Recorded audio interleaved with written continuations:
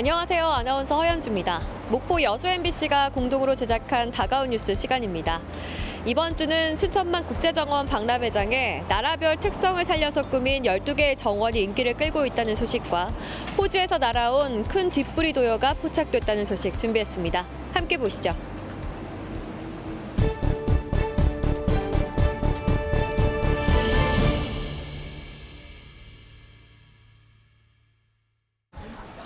풍차엽 튤립들이 저마다의 빛깔을 뽐내고 있습니다.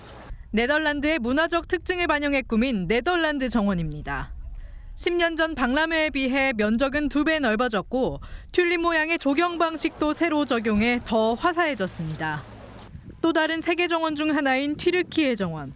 튀르키예가 네덜란드보다 먼저 튤립을 길렀다는 역사적 사실에 착안해 이곳도 튤립 군락을 넓혔습니다. 튤립이 독특한 양식의 건물과 어우러져 색다른 분위기가 풍겨나옵니다. 네덜란드 가서 꼭 튤립이랑 지금 계절이니까 사진을 꼭 찍고 와야 되겠다. 이제 차차 둘러보려고 하는데 기대하고 있어요. 박람회를 맞아 기존의 세계 정원도 새 단장을 마치고 관람객들을 맞이하고 있습니다. 스페인 정원은 궁정의 분위기를 살린 회랑과 분수대를 새로 설치해 웅장한 분위기를 더하고 있습니다. 또 영국 찰스 3세 국왕의 이름을 딴 영국 정원은 기존의 정원 출입로에 있던 계단을 없애 몸이 불편해도 쉽게 출입할 수 있도록 했습니다. 미국 정원과 프랑스 정원 등 다른 정원들도 조경을 변경하고 꽃식재를 확대했습니다. 꽃이랑 같이 사진도 찍고 저기 바위에도 올라갔어요. 상큼해져요. 왜 상큼해져요? 네? 여기 자연 환경이 너무 좋아서요. 각 나라의 개성을 살린 세계 정원들이 10년 만에 다시 열린 정원 박람회를 맞아 새 단장하면서 색다른 매력을 발산하고 있습니다. MBC 뉴스 강서영입니다. 한평만을 향해 400m 길이의 갯벌 탐방로가 길게 뻗어 있습니다. 썰물이면 드러나는 드넓은 갯벌은 체험객들의 놀이 공간. 인공 해수풀장으로 유명한 한평 돌머리 해수욕장의 기반시설 정비가 한창입니다. 해안 안전시설을 확충하고 해수풀장을 5,144제곱미터로 확장하는 한편 해수 관문을 1개 더 설치해 바닷물 소통을 확대했습니다. 한평군 어촌뉴딜 300사업 가운데 돌머리지구 사업이 완공 단계에 접어들었습니다. 기반 시설이라든가 소득 사업들, 그다음에 이제 공통적으로 하고 있는 우리 풀장이라든가 관광, 우리 해양 관광에 관련된 돌머리와 주포항 시설, 경관 정비 사업은 올 6월 말 완료되고 커뮤니티 센터와 귀여 귀촌 빌리지, 돌머리 방앗간 등은 8월까지 완성될 예정입니다. 특히 돌머리 방앗간은 마을 기업으로 육성돼 어촌 소득 사업으로 주목받고 있습니다. 현재 운영법인 설립과 어촌계 주민의 역량 강화 사업이 펼쳐지는 등 주민 주도형 사업으로 추진되고 있습니다. 이러한 사업들을 통해서 마을의 일자리가 창출되고 또 많은 소득을 창출하는 데 큰 기대를 하고 있습니다. 광주와 인접한 가장 가까운 해안으로 꼽히는 한평군에서는 4곳의 어촌뉴딜 300사업이 펼쳐지고 있습니다. 한평항과 돌머리항에 이어 월천, 석창항 어촌뉴딜 사업이 완료되면 낙후된 한평지역 어촌호항 개발 사업도 활기를 띨 전망입니다. MBC 뉴스 신광하입니다. 순천시 서면 농산물 가공센터 내 온라인 비즈니스관. 13명의 교육생들이 농산물 온라인 직거래 크리에이터 교육을 받고 있습니다. 이미 단감과 단호박, 요거트, 복분자, 약용작물 등 지역에서 농사를 지어 가공식품을 생산하는 농민들입니다. 요즘 수요가 늘고 있는 모바일 쇼핑에 대비해 SNS에서 최소 비용으로 최대 효과를 낼 수 있는 홍보 기술을 컨설팅 전문가로부터 배우고 있습니다.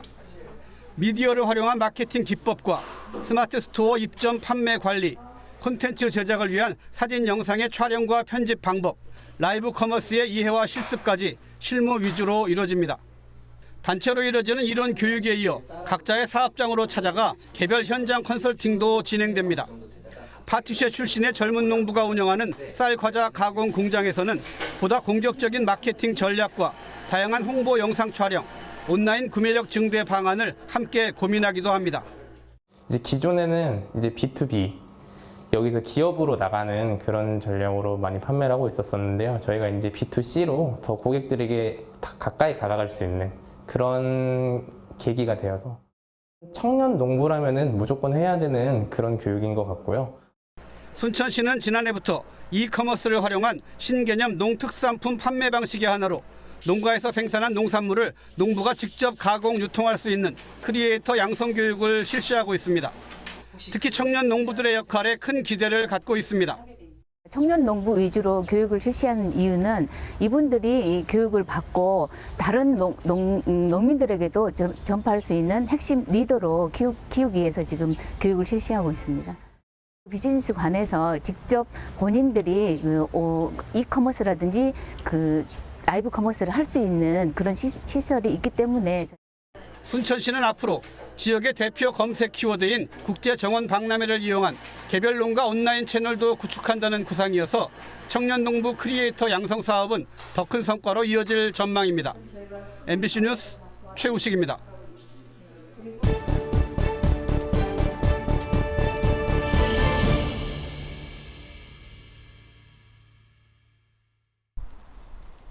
재학생 8,000명인 목포대학교.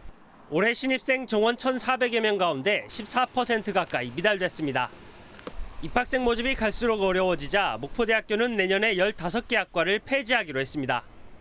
현재 53개 학과 12개 학부를 21개 학과 16개 학부로 전환하기로 했습니다. 목포대의 이번 학사 구조 개편안은 사상 초유의 결정입니다. 기존 학과 중심에서 벗어나 학생들의 전공 선택권을 강화하고 수요자 중심의 학사 구조로 전환하겠다는 구상입니다. 학생들의 수요를 조금 외면을 하고, 그래서 나름대로 선택을 좀 받기 어려운 상황에 있었었고요. 그런 부분들을 저희도 인식을 하고, 그래서 학생들의 수요를 기반으로 전체적인 학과의 모든 틀을 다 개편했다라고 볼 수 있겠습니다. 일부 학과들은 명칭도 바뀔 예정. 이번 대대적인 학과 개편은 입학생 감소로 인한 학교 측의 불가피한 선택이었지만 일부 학생들은 혼란스러워하고 있습니다. 제가 생각했을 때 필요한 학문이라 생각하는데 이름이 바뀐다고 하니까 왜 바뀌는지. 한편 정부는 올해 학과 경계를 허무는 등 혁신을 추진하는 비수도권 지역 대학교 10곳을 선정해 5년 동안 1,000억 원을 지원하기로 했습니다. MBC 뉴스 박종호입니다. 여수 초도 여객선 터미널이 이른 아침부터 주민들로 북적입니다. 주민 가운데 가장 바쁜 건 선마을 이장.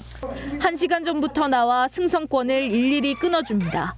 매표소는 현재 정상 운영 중이지만 최근까지만 해도 열흘간 문을 닫았습니다. 운영 중단의 이유는 매표 수수료입니다.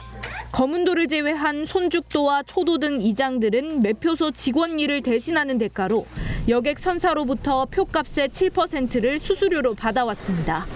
매달 50만 원가량을 받아 마을 운영비로 사용해왔는데 올해 들어 선사 측에서 수수료를 주지 않고 있습니다. 이장은 수십 년 동안 관행처럼 받아온 매표 수수료를 선사가 갑자기 지급 중단했다며 항의합니다.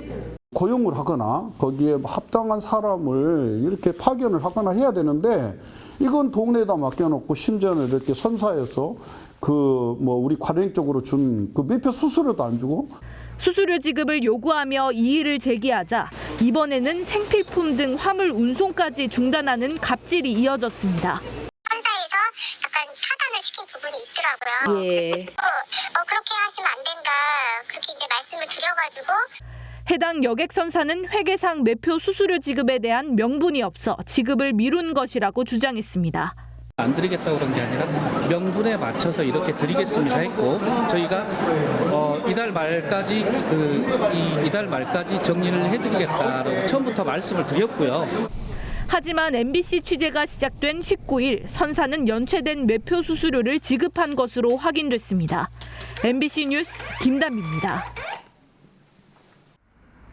한 무리의 새들이 하늘로 날아오르며 아름다운 군무를 선보입니다. 알래스카를 떠나 태평양을 횡단하는 국제적 보호종 큰 뒷부리 도요입니다. 목포 갯벌을 찾은 큰 뒷부리 도요 60여 마리가 MBC 카메라에 포착됐습니다. 굴 껍데기 위를 거닐며 먹이를 찾는 큰 뒷부리 도요 다리 한쪽에 가락지처럼 생긴 청록색 표식이 보입니다. 철새들의 이동을 연구하기 위해 국가별로 지정된 표식을 사용하는데 오른쪽 다리 위의 청록은 호주 퀸즐랜드의 표식입니다. 40cm 남짓한 작은 몸으로 호주에서 목포까지 날아왔다는 뜻입니다. These godwits coming here to Korea on a non-stop flight that takes 7 days from Australia or New Zealand. They stay here for 6 weeks roundabout and then they move on another non-stop flight. 큰 뒷부리 도요는 알래스카와 호주 사이를 오가며 일평생 장거리 여행을 하는데 중간 기착지로서 서남해안 갯벌을 찾습니다. 호주 표식을 단 큰 뒷부리 도요가 목포에서 확인된 건 이번이 처음입니다. 그 본호에는 그 큰 뒷부리 도요의 모든 정보들이 다 담겨져 있습니다. 그래서 회신이 오면 이 큰 뒷부리 도요가 어디서 언제 달았는지 그리고 이동 경로는 어떻게 되는지 정확하게 규명이 될 것 같고요. 표식이 부착된 큰 뒷부리 도요가 발견되면서 변화하는 철새들의 이동 경로는 물론 기착지 갯벌 등에 대한 보호 방안 연구에도 큰 도움이 될 것으로 기대됩니다. MBC 뉴스 김진선입니다.